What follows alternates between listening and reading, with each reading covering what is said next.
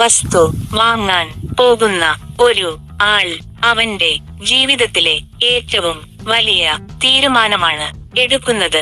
ഒരു ചെറിയ തെറ്റുപറ്റിയാൽ വർഷങ്ങളായി സമ്പാദിച്ച പൈസ ഒരു നിമിഷം കൊണ്ട് നഷ്ടപ്പെടും.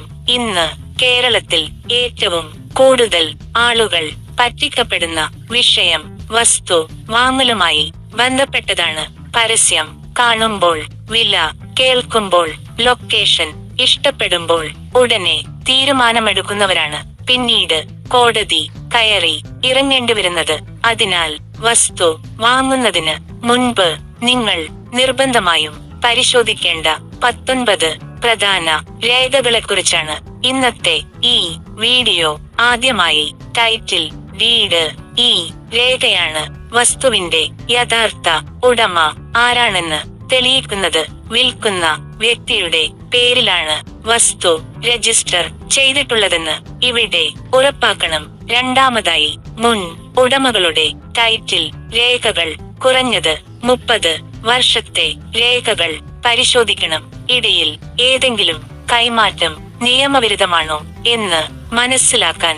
മൂന്നാമതായി എൻകംബ്രൻസ് സർട്ടിഫിക്കറ്റ്.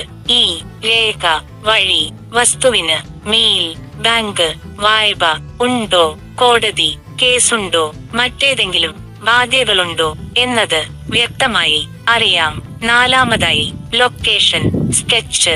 വസ്തു പറഞ്ഞ സ്ഥലത്തു തന്നെയാണോ, അളവുകളും അതിരുകളും ശരിയാണോ എന്ന് പരിശോധിക്കണം.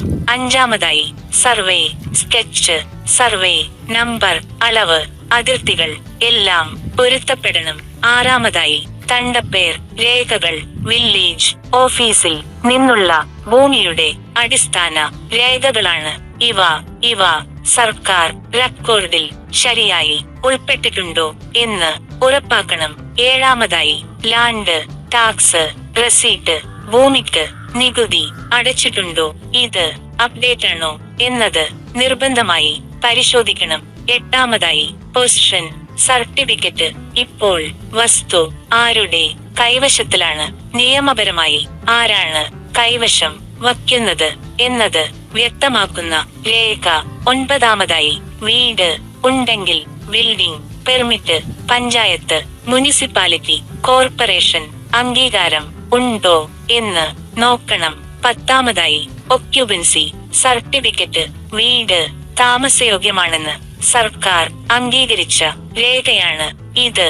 11ാമതായി ബിൽഡിംഗ് പ്ലാൻ അംഗീകാരം. പ്ലാൻ അനുസരിച്ചാണോ വീട് പണിതിരിക്കുന്നത്, അനധികൃത നിർമ്മാണമാണോ എന്ന് പരിശോധിക്കണം. 12ാമതായി റോഡ് ആക്സസ് രേഖ. വസ്തുവിലേക്ക് നിയമപരമായ വഴി ഉണ്ടോ, പൊതു റോഡാണോ, സ്വകാര്യ വഴിയാണോ എന്നത് വളരെ പ്രധാനമാണ്. 13ാമതായി വെള്ളം വൈദ്യുതി കണക്ഷൻ രേഖകൾ.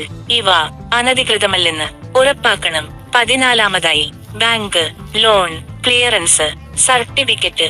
മുൻപ് വായ്പ എടുത്തിട്ടുണ്ടെങ്കിൽ അത് പൂർണ്ണമായി അടച്ചിട്ടുണ്ടോ, ബാങ്കിന്റെ എഴുത്തുപ്രമാണം വേണം. 15ാമതായി കോടതി കേസുകളില്ലെന്ന് ഉറപ്പാക്കൽ. ലോക്കൽ അന്വേഷണം, വക്കീൽ പരിശോധന ഇവ നിർബന്ധമാണ്. 16ാമതായി റവന്യൂ റെക്കോർഡ് അപ്ഡേഷൻ. വസ്തു സർക്കാർ രേഖകളിൽ ശരിയായ പേരിലാണോ ഉൾപ്പെട്ടിരിക്കുന്നത്. 17ാമതായി കൈമാറ്റ കരാർ. വിൽപ്പനയ്ക്ക് മുൻപ് ഉണ്ടാക്കുന്ന അഗ്രിമെന്റ് രേഖ വ്യക്തമായ വ്യവസ്ഥകളോടെ വേണം. 18ാമതായി വിൽക്കുന്നയാളുടെ തിരിച്ചറിയൽ രേഖകൾ, ആധാർ, മറ്റു ID രേഖകൾ ഒത്തുനോക്കണം.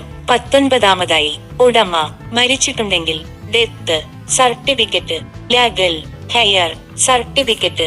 വില്ല് ഉണ്ടെങ്കിൽ അതിന്റെ രേഖ. ഈ 19 രേഖകളിൽ ഒന്ന് പോലും പരിശോധിക്കാതെ വസ്തു വാങ്ങരുത്. കാരണം ഒരു രേഖയിലെ ചെറിയ പിഴവാണ് നിങ്ങളുടെ ജീവിതത്തെ തന്നെ പ്രശ്നത്തിലാക്കുന്നത്. ഇതുപോലുള്ള സർക്കാർ നിയമങ്ങൾ, ഭൂമി സംബന്ധമായ വിവരങ്ങൾ, ബാങ്ക് വായ്പകൾ, സർക്കാർ സഹായ പദ്ധതികൾ, സാമൂഹ്യ സുരക്ഷ പെൻഷനുകൾ എല്ലാം കൃത്യമായി സാധാരണ ആളുകൾക്ക് മനസ്സിലാകുന്ന ഭാഷയിൽ നിങ്ങളിലേക്ക് എത്തിക്കുന്നത് ഭാരത് പബ്ലിക് മീഡിയ സർക്കാർ പദ്ധതികൾ. അറിയാതെ നഷ്ടപ്പെടുന്നവരാകരുത്. ഈ വീഡിയോ ഉപകാരപ്പെട്ടെങ്കിൽ ചാനൽ സബ്സ്ക്രൈബ് ചെയ്യുക, മറ്റുള്ളവർക്കും ഷെയർ ചെയ്യുക. ഇനി വരുന്ന വീഡിയോകളിൽ നിങ്ങൾ അറിയാതെ നഷ്ടപ്പെടുന്ന പല സത്യങ്ങളും നിങ്ങൾക്കായി തുറന്നു പറയും.